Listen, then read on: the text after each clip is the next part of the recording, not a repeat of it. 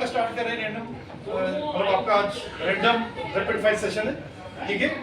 और टॉपिक है जो आपका बायो का, that is exchange of gases और केमिस्ट्री में रहेगा आपका जनरल ऑर्गेनिक केमिस्ट्री। तो स्टार्टिंग विद बायो, सर चलो हम स्टार्ट करते हैं ग्रुप ए से। एक्सचेंज ऑफ गैसेस से आपने क्वेश्चन पूछ रहे हैं। आप मुझे बताओ, जब आपका जो एक्सचेंज ऑफ गैसेस होता है लंग्स और पल्मोनरी कैपिलरीज की, तो इस एक्सचेंज ऑफ गैसेस के लिए क्या टर्म यूज करते हैं? जब एक्सचेंज ऑफ गैसेस आपकी लंग्स टू पल्मोनरी कैपिलरीज पे होती है, उसे कौन सा रेस्पिरेशन कहते हैं? और वही एक्सचेंज ऑफ गैसेस अगर आपका टिश्यू लेवल पे, यानी कि सिस्टमिक कैपिलरी और आपके टिश्यू लेवल पे हो, तो उसे कौन सी रेस्पिरेशन? अगर वही ऑक्सीजन अब टिश्यू लेवल पे कोई सेल यूज करे तो उसके लिए कौन सी रेस्पिरेशन यूज करते हैं? आप मुझे बताओ, आपने क्या ऑक्सीजन डिसोसिएशन कर्व पढ़ के रखा है? अब ऑक्सीजन डिसोसिएशन कर्व में आप राइट शिफ्ट और लेफ्ट शिफ्ट पढ़ते हैं। आप मुझे बताओ, लेफ्ट शिफ्ट के रीजन क्या होते हैं? What are the factor which are responsible for the right shift? जोर से बताओ जरा, राइट शिफ्ट के लिए partial pressure of carbon dioxide क्या होता है?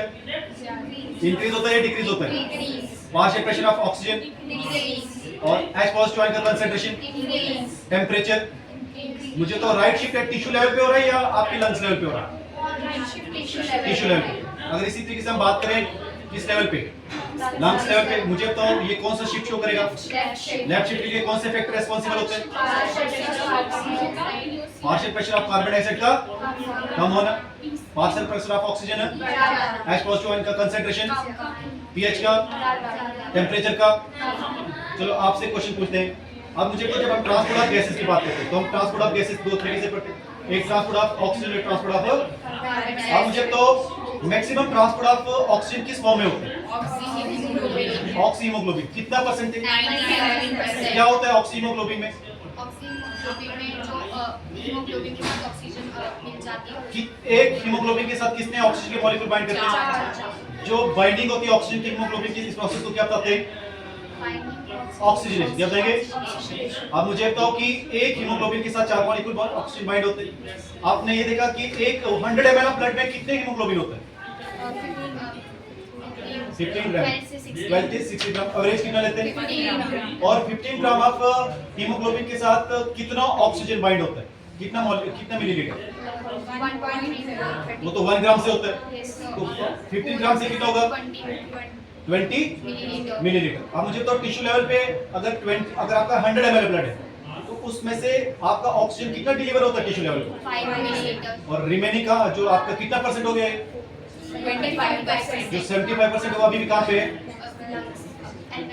एल्वेलाई नहीं, अभी भी आपके वहाँ पे किसमें? In the form of oxy haemoglobin. किसकी फॉर्म में? ऑक्सी। ओके। सो बच्चों, आपसे क्वेश्चन है कि जो ऑर्गेनिक कंपाउंड्स हैं उनको मतलब नेचर में बनते हैं या लैब में भी बनाया जा सकता है? और पहले का कंसेप्ट क्या था? ओके, ये किसने कहा था? बर्जेलस ने कहा था। किसने? कौन सी थ्योरी दी थी? वाइटर फोर्स थ्योरी। आपसे मेरा क्वेश्चन है, फर्स्ट ऑर्गेनिक कंपाउंड कौन सा लैब में बना? Urea. What's the formula of urea? NH urea. N गलत। आपका ग्रुप बता पाएगा? NH2 CO NH2. So whether urea is a amine, it's a amide or it's a ketone? Amide. Urea is a amide. So urea जो होता है that is the source of मतलब we can say urea is the excretory product. So in which type of organisms urea is the excretory product? Urotelic. तो urea was the first organic compound that was prepared in the lab. So आज की date में बहुत सारे compounds organic हैं जो labs में बनाए जाते हैं। मेरा आपसे क्वेश्चन है कि प्राइमरी कार्बन क्या होता है? What's primary carbon? एक carbon, a carbon which is attached to, that's a primary carbon. And what's the definition of secondary carbon? Carbon which is 2 carbon atoms. And what is secondary tertiary carbon?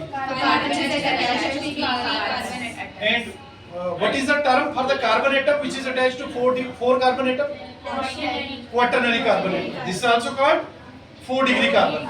और क्या 4 degree hydrogen होती है? क्यों? जब चारों तरफ क्या लग गया तो उसके साथ कोई हाइड्रोजन ओके। और कार्बन का मैक्सिमम वैलेंसी क्या है? 4। इतना है। कार्बन 4 वैलेंसी कैसे बना सकता है? क्या क्या तरीके? 4 सिंगल, 1 डबल और 2 सिंगल, दोनों डबल, 1 ट्रिपल और 1 सिंगल। मुझे बताइए अल्केन्स क्या होते हैं? What's the general formula of the alkanes? NH2n+2। What is the simplest alkane? Simplest alkane methane. Methane कितने होते हैं? कितने स्ट्रक्चर्स होते हैं मीथेन के? इथेन के एक ही होता। प्रोपेन के एक। और ब्यूटेन के कौन कौन से? 2।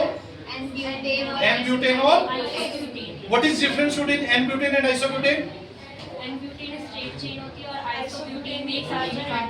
3 atom in a chain and 1 in as a substituent. Okay.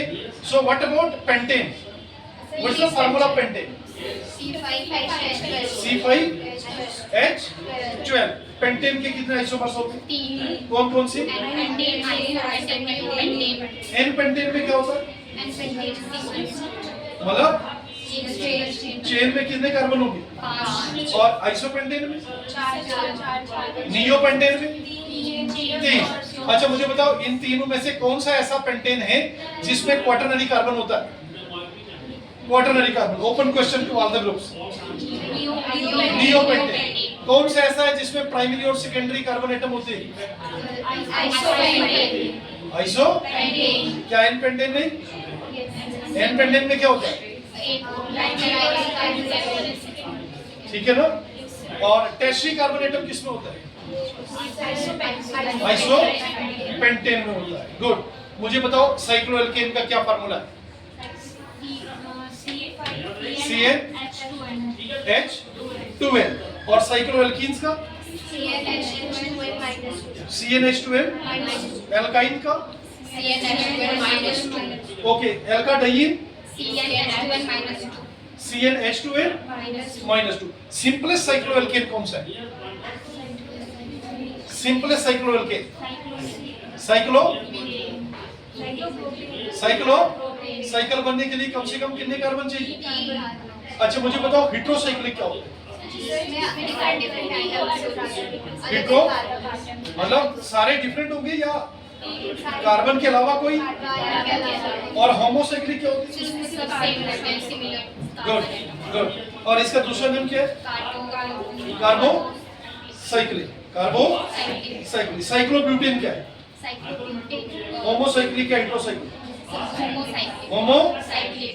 और अगर 5 कार्बन की चेन में 5 कार्बन और 1 ऑक्सीजन लगाओ बीच में साइकिल में, 5 कार्बन और 1 ऑक्सीजन, तो उसे क्या पड़ेगी? हेटेरोसाइक्लिक। गुड। ठीक है।